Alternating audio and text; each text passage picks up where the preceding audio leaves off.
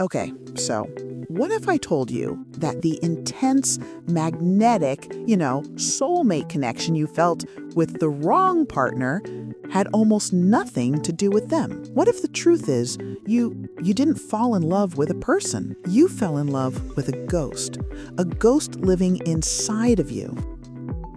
And this isn't just some poetic idea.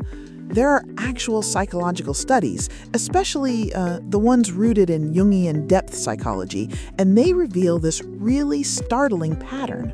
This ghost, as I'm calling it, it's the primary reason so many of us, especially those of us who feel really deeply, find ourselves just trapped in these repeating cycles of toxic relationships. It's a psychological blind spot so powerful, it makes us choose partners who are, in a way, destined to break our hearts. Understanding this mechanism, it isn't just an interesting theory. Firm. It is the key to breaking that cycle for good. It's the essential difference between endlessly seeking a partner to, complete you and becoming a whole person who can attract a healthy, loving equal.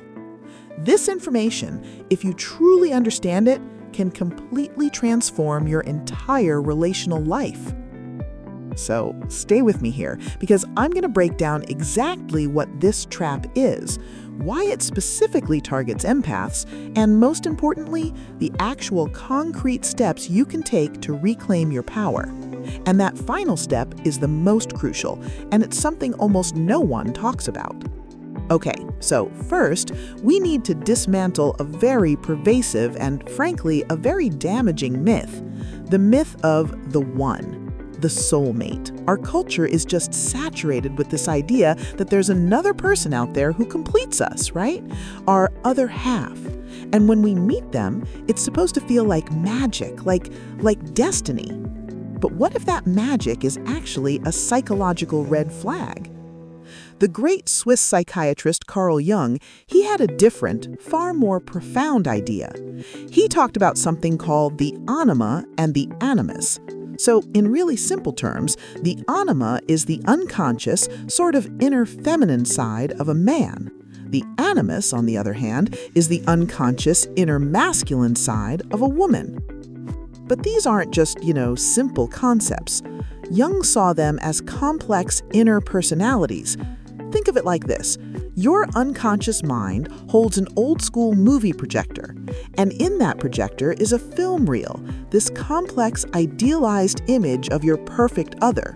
And this film is a composite. It's unconsciously built from your earliest relationship with your mother or father, from characters in books and movies that moved you, and from all the qualities you secretly wish you had in yourself. It's this beautiful, powerful, and almost completely unconscious inner image. Then, you go out into the world, you meet someone, and this real, flawed, complex human being happens to have just a few qualities that match the character in your inner movie. Maybe they have a boldness you've always admired, or a quiet sensitivity that feels familiar. Instantly, without your permission, your brain just switches on the projector. You stop seeing the real person standing in front of you, that blank screen, and instead, you are just mesmerized by the brilliant, captivating movie you are now projecting onto them. That instant faded click, that uncanny feeling of, I've known you forever, that is the signature of a massive Anima or Animus projection. It feels like destiny, but it is so often a sign that you're no longer seeing a real person. You're seeing a beautiful, haunting reflection of your own soul. And here's the most challenging part. Jung suggested this inner film is most powerfully influenced by our very first and most significant relationships, our parents. So often, we're not just looking for a partner, we're unconsciously trying to cast a stranger in a leading role that was written decades ago, hoping they will finally give us the love our father couldn't, or replicate the nurturing we got from our mother. It's a subconscious setup for disappointment. So, why does this trap seem to snap shut and so painfully on empaths?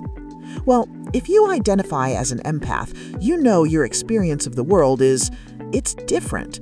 You feel things so deeply. You absorb the emotional energy of others. It's a genuine superpower.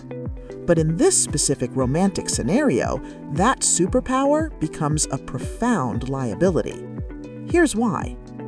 An empath's finely tuned sensitivity, it doesn't just pick up on what a person is feeling right now, it can sense their potential. It senses the unexpressed parts of them, the glimmers of the good person they could be, if they just healed or tried harder or met the right person to love them. Now, imagine a partner who's emotionally shallow or narcissistic. A narcissist, by definition, lacks a stable, authentic sense of self. They are an empty vessel. They are a perfect blank screen. So when you, the empath, encounter this person, your powerful empathy senses that void. But your mind, armed with its beautiful projection, doesn't register it as a dangerous emptiness. It interprets it as potential. You think, there it is. I see the good in them that no one else sees. They're just wounded. They just need my love. You mistake their emptiness for an invitation. You believe your love can heal them. You're not connecting with a person, you are connecting with a project. And this is the tragic, perfect fit of the empath-narcissist dynamic.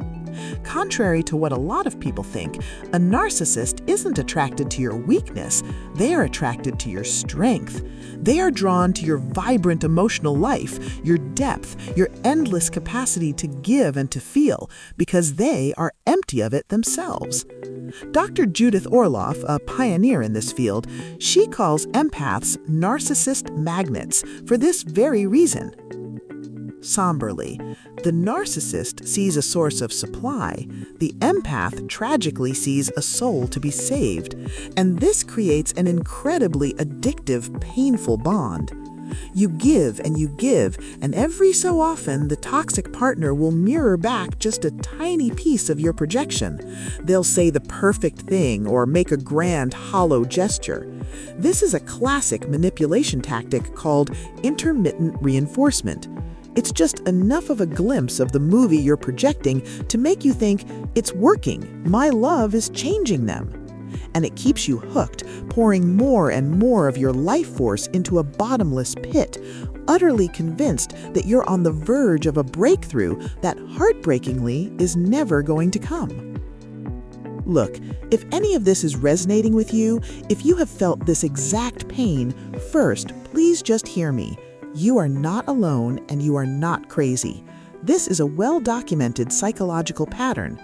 And hey, if this information feels valuable to you, I would be so grateful if you took a moment to click the like button and subscribe. Maybe even hit that notification bell. It's a small, free way to support this work. But more importantly, it signals to the wider system that more people who are stuck in this silent pain need to see this video. It truly makes a huge difference. So, what happens next in this devastating cycle?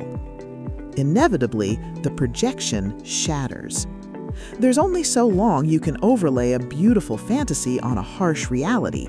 Eventually, the blank screen, the actual person, behaves in ways so profoundly contrary to your projected movie that the illusion, it just cannot hold.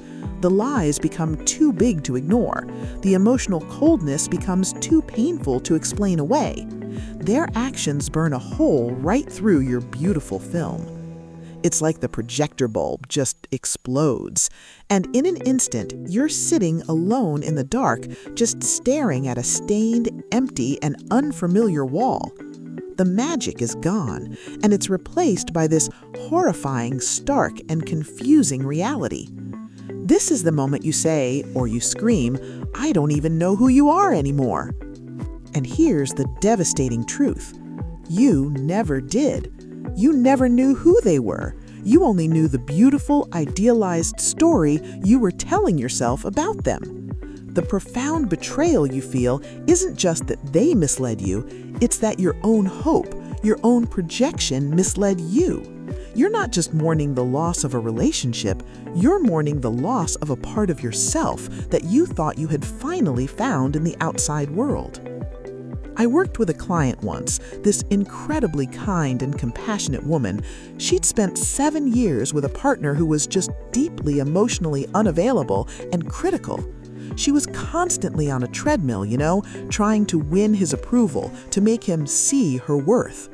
She told me, I was in love with his potential. I saw him as this brilliant, misunderstood artist who would be a great father. It was only when we started doing this work on projection that she had this sudden, shocking realization. In one of our sessions, she went completely quiet, and then she just said, "Oh my God, I wasn't in love with him. I was in love with my own animus, my own unlived potential for creative expression and strong, stable energy. And I just hung it on him like he was a coat rack." That realization was incredibly painful for her, but it was also the beginning of her freedom, because it meant the thing she was so desperately looking for wasn't out there with him.